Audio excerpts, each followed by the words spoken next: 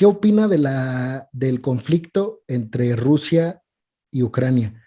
Sé que es un salto gigante, pero esta parte la tenía un poco más adelante, iba a trazar la línea para llegar hasta ahí, pero no, por el contexto actual no me gustaría dejar pasar la oportunidad de darle micrófono a usted en este conflicto, que obviamente está el conflicto bélico, pero está atravesado por un montón de cuestiones que yo sé que usted ve y que sé que puede ilustrar a las personas que no las ven, esta guerra de información entre Occidente y los medios orientales, este muro de Berlín 2.0 en Europa entre los sistemas liberal y capitalista contra los más conservadores como China y Rusia. ¿Cómo ve todo este panorama político y en su intuición, cuál será el resultado? ¿Será el mismo resultado que tuvo el muro de Berlín, el real, de un capitalismo y un sistema libertario que predomina en todo el mundo, o cree que de alguna manera se esté gestando un nuevo orden mundial comandados pues, por las dos potencias orientales, asiáticas, de China y Rusia? Claro que sí. Mira, Peregrino, espero no decepcionarte. Sí, sí puedo darte mi opinión, pero necesito advertir que es literalmente eso, es una opinión, porque no me considero conocedor de ese tipo de geopolíticas en el mundo, pero por supuesto que puedo darte alguna opinión. El mundo, sabemos, está dividido en ciertos bloques. La OTAN, por ejemplo, en un bloque, la Organización de Tratado del Atlántico Norte, que tiene toda la comunidad europea ahí adentro, y Estados Unidos, por supuesto, participando en la OTAN. Este, pero creo que sí podemos mencionar algunas cosas respecto a ese conflicto que me preguntas, insistiendo en subrayar que no tengo la calificación como para darla, pero vaya con mucho respeto, como te decíamos hace un momento, ¿no? Como yo mismo te decía, hay veces que el conocimiento es honestamente equivocado. En todo caso, lo que yo te opine sería honestamente equivocado, nada más. Bien, hay varios elementos para tomar en cuenta. Número uno, ubiquémonos. ¿De qué lado está la opinión de Estados Unidos?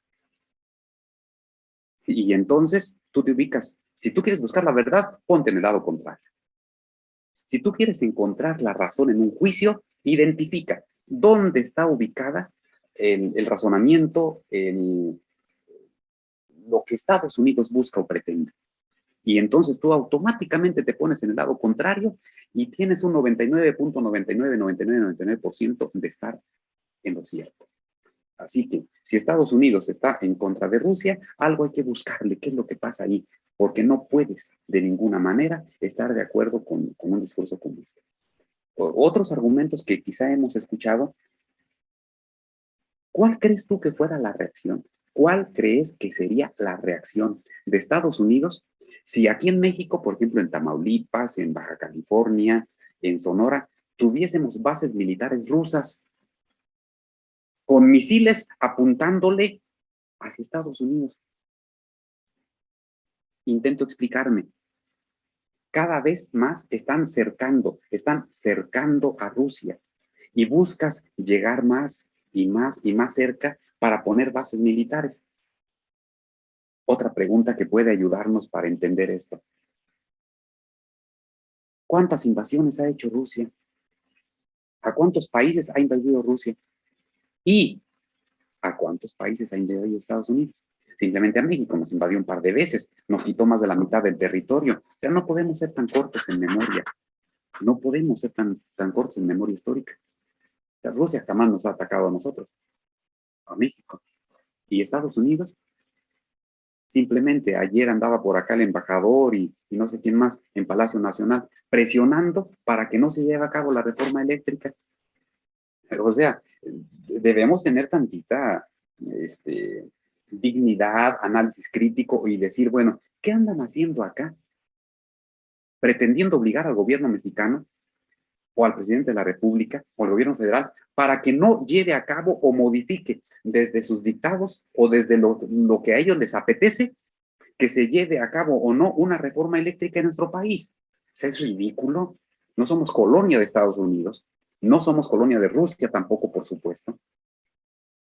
Fíjate, son elementos muy vagos, yo lo entiendo, son elementos muy vagos, pero que yo creo que pudieran servir para ubicarnos.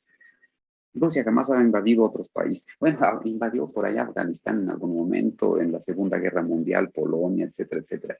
Pero si sacamos cuentas, un invasor como Estados Unidos, no hay ninguno en el mundo. Un Existe no, no, perdón, profe. Adelante. Existen situaciones históricas, por supuesto. Ucrania perteneció a la Unión Soviética, a la Unión de Repúblicas Socialistas Soviéticas, a la URSS, que muchos posiblemente ya no recuerdan porque no tienen por qué recordarlo, porque ya ni siquiera lo estudiaron en secundaria. Y hay situaciones históricas. En esta parte de Ucrania existen bases, pueblo, hablan ruso, pues. Es decir, sus raíces son rusas y son pro-rusos. No justificó una invasión, ningún argumento justificó una invasión, la muerte de niños, y etcétera, etcétera, no lo justifica. ¿Por qué se ha generado tanta polémica respecto de la invasión de Rusia a Ucrania? ¿Cuál polémica hemos escuchado de la invasión de Israel a Palestina?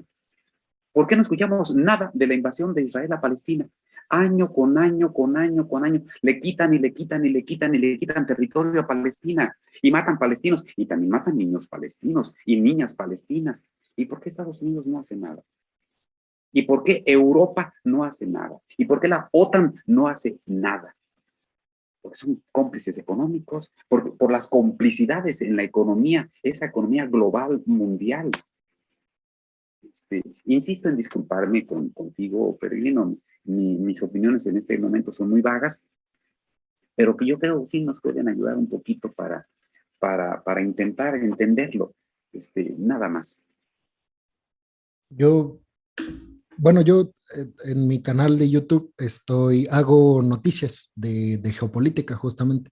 Es algo es una pasión que descubrí y que me hubiera gustado descubrir cuando inicié la maestría, porque ahorita elegiría un tema de investigación relacionado a conflictos bélicos, invasiones, todo esto que hoy en día me apasiona. Al final de cuentas hice la tesis en cuestiones de identidad y de migrantes mexicanos en Estados Unidos y cómo esa identidad es puesta en conflicto por estas relaciones de poder que existen en Estados Unidos como un país hegemónico, opresor, como una sociedad además xenófoba, racista, capitalista, sobre todo con aquellos que van o vamos, ya me incluyo ahí, a, pues a buscar lograr el sueño americano, cuando es un sueño, una meta legítima, el ir a ganarte la vida en otro país dignamente. Pero bueno, en este mapeo que siempre hago, yo siempre, y si usted ve alguno de mis videos en YouTube, que bueno, si los ve, me gustaría mucho recibir su retroalimentación crítica, pero bueno, o sea, siempre me comentan que soy vendido y como si recibiera algo de dinero, pero bueno, yo siempre sí reviso la CNN, por supuesto, porque es un medio que te va a tener ahí la nota. No porque sea crítico, no porque te dé información de buen nivel, no lo veo por eso, sino porque lo más importante que sucede a niveles geopolíticos está publicado ahí. Después, obviamente, claro, favorece, es un medio pro estadounidense, eso está clarísimo, pero también reviso a Sputnik, a RT, al Global Times en China, que obviamente tienen esa postura en contra de lo estadounidense y a favor de Rusia y China. Entonces, tú al hacer ese mapeo de opiniones, sí te das cuenta de que, o sea, para mí es imposible, mediante la dialéctica, en esta revisión que hago de dos medios antagonistas y que apoyan a dos polos opuestos, es imposible, mediante la dialéctica, llegar a la verdad, como decían los grandes filósofos, porque los polos son tan opuestos, son tan distintos, que es imposible llegar a una conclusión eh, aproximada, ya no digamos llegar a la verdad, aproximada a lo que realmente está pasando. Y es que Yo creo que hoy en día lo más importante no es el conflicto en sí, lo más importante es lo que se habla del conflicto.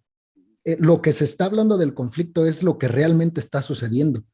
No sé si me explico. Lo que está sucediendo no es la guerra, el combate, sino lo que nos está diciendo CNN, el país, a nosotros como ciudadanos. Pero bueno, no sé si quiera comentar algo de esto, profe, y si no, pues ya comenzamos con la última dinámica para despedirnos, que sé que tiene cosas que hacer. Muy corto, muy corto. Efectivamente, fíjate, Perino, tienes mucha razón. Actualmente lo que importa no es el conflicto en sí, sino lo que se habla de él. ¿Quién lo habla? ¿Qué es lo que dice? ¿Qué pretende motivar? ¿Qué pretende provocar en el sujeto que escucha? O sea, ¿qué pretende provocar? Finalmente, la ternura, el conduelo, el dolerse del dolor del otro, pero manipulado. O sea, como CNN, por supuesto. O sea, dime qué me estás expresando y tienes que buscar detrás de lo que te expresa cuál es su intención. Este, entonces, lo que importa del conflicto ni siquiera es el conflicto mismo, sino lo que se dice del conflicto. ¿Qué sentimientos pretende mover? ¿Cuáles son los sentimientos que pretende motivar o provocar en el sujeto que observa, que escucha? Sí, totalmente de acuerdo contigo.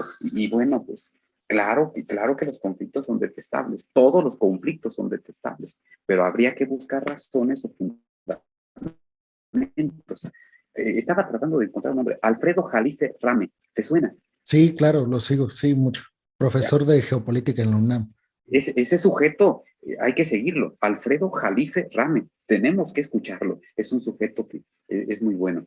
Y Gille, no sé si has oído hablar de Ujú. Sisek. Sí, Es por allá esloveno, eslovaco o kazajo. Es un, sí, hay que buscarlo y aprendemos mucho de él, de Sisek Gille.